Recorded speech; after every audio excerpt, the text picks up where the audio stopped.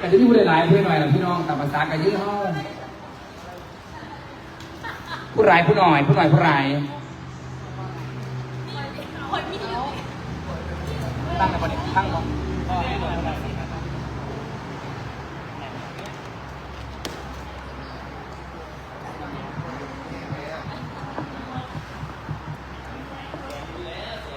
โอเค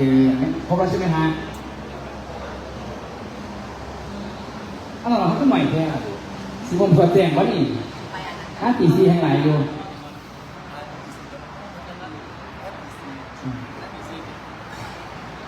ที่เราเยอะมากช่วยมันเยอะมาก5 ตี 4ครับ2,800เพิ่มโอเคอย่างที่บอสบอกนะว่าตั้งแต่วันที่นี้เป็นต้นไปเราจะได้ออกงานแล้วเพราะว่าจะเป็นโปรเจกต์อาร์ตแม็กอะไรแทนผมลองไป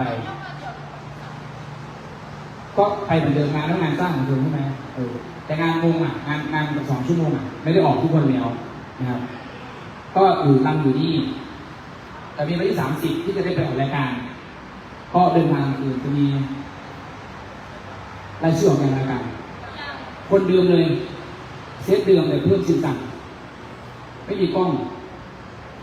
นี่เซตเดิมมีคนไหนบอกเป็นเจ้าของเรานี่ว่าตอนนี้ทีนี้สกายกับนี่มองก็แทบทุกคนเลยแต่ว่าเสร็จรายการเราก็กลับมาซ้อมต่อกลางคืน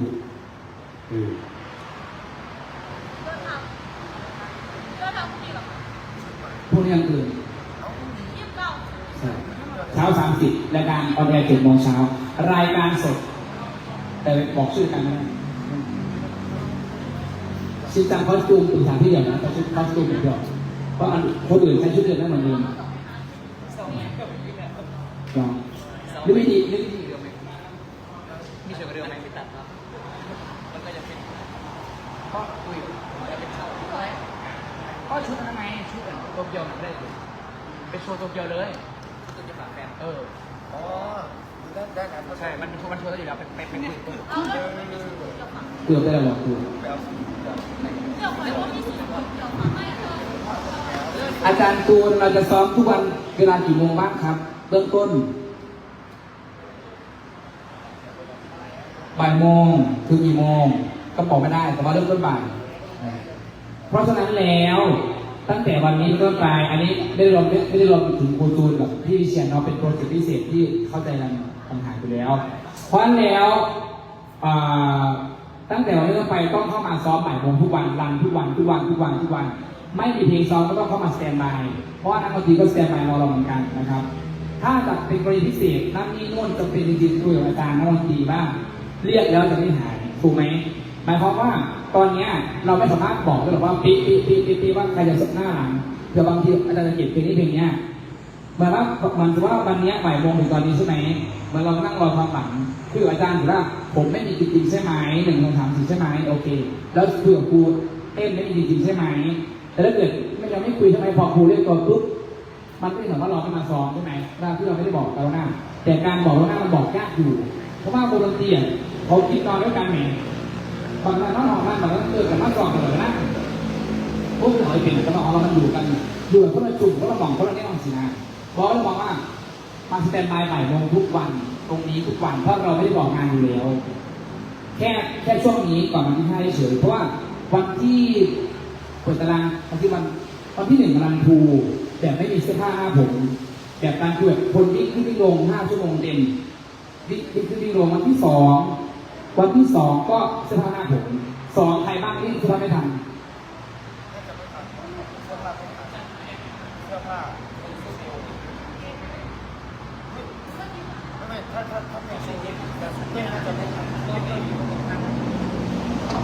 อันนี้ไม่ทันอะไรบ้างชุดโชว์จะเป็นของบนนี้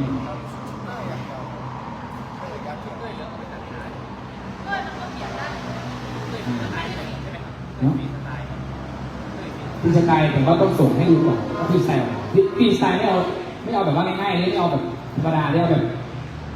ซีใครซีมันเด่นใครมันเลี้ยงเบอร์มาฮะแล้วแต่ว่ามันเป็นเบอร์ใครเบอร์มันตอนเต้นลาเบอร์ใครเบอร์มันไม่ได้ดี เพื่อใครก็มันชุดดีโอตอนตัวจุดแบบแฟนสะพึงมาเลยเพราะทุกคนต่างสะพึงตอนจบอยู่แล้วก็ครบไหมวันจริงรันทู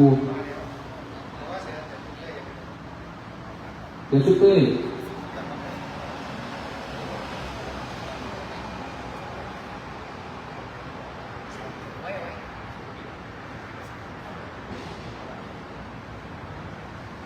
28 29 ซองนะครับ37 ชุด37 ชุดที่แปลว่าถ้าบุญชุดอะไรบ้างแล้วก็หลังของตัวเองโชว์อะไรบ้างโชว์ใหญ่ของตัวเองโชว์1 2 3 4ใช่ไหมจะมีโชว์ใหญ่ชุดชุดนั้นที่คือคอนเสิร์ตมันไม่มีคอนเสิร์ตวันแรกไม่มี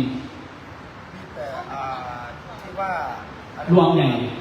แล้วนี่นั่นแหละชุดในเดือนแจกขอร่างสักดิ์สิทธิ์วันที่1รันจริงหมายความว่าทุกคนจะต้องปราศจากมือถือแล้วโดย100%แล้วมันจะเหมือนเราแสดงจริงแล้วที่1รันโดยแบบไม่ใช่ว่าหน้าผมทุกคนจะวิ่งขึ้นลงดนตรีจริงคิวพิธีกรเราคุยกันข้างหลังเธอจะต้องหนักเพราะว่าเธอต้องเป็นพิธีกรเองแล้วเธอต้องขึ้นโชว์แล้วเวลาโชว์เพลงก็ต้องส่งเพลงขึ้นต่างๆจะต้องซ้อมคิวพิธีกรด้วยนะครับ1รัน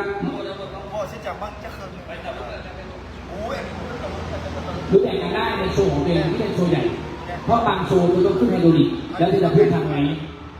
ไฮโดรลิกก็จะมีคนกดช่วยต่างหากบางเพลงโชว์มันกดเองไม่ได้มันก็จะต้องจำความจำเนื้อแต่บางคนที่แบบว่าไม่ได้ซีเรียสเรื่องนี้ก็เหยียบไฮโดรลิกเลยก็จะขึ้นไปแล้วอยากสูงให้ก็เอาตามจริงเหยียบตาม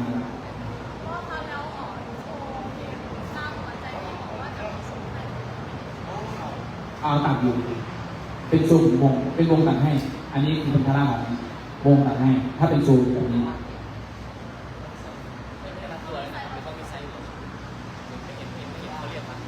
พี่เหลืองเป็นไงพี่เหลืองได้ยินใครมั้งมีไหมแต่เขาสั่งตัดแล้วเขาจะมีใช้หมั้งว่าเขาตัดชุดตัดตัวเกี่ยวกับแค่เขาจะอยู่เขาตัดไม่ใส่อยู่1รันโชว์2รันสภาพหน้าผมแต่ว่าผู้จัดต้องพร้อมแล้ว100%ใครพร้อมแค่ไหนพร้อมเท่านั้นแต่ตามจริงแล้ววันที่2มันควรจะครบแต่ไม่ครบเข้าใจได้แต่วันที่5ก็ควรจะครบได้แล้ว5มีใครไม่ครบอีกไหมนี่น่าจะมีมั้งถูกไหมซีเกมวันไหนลูก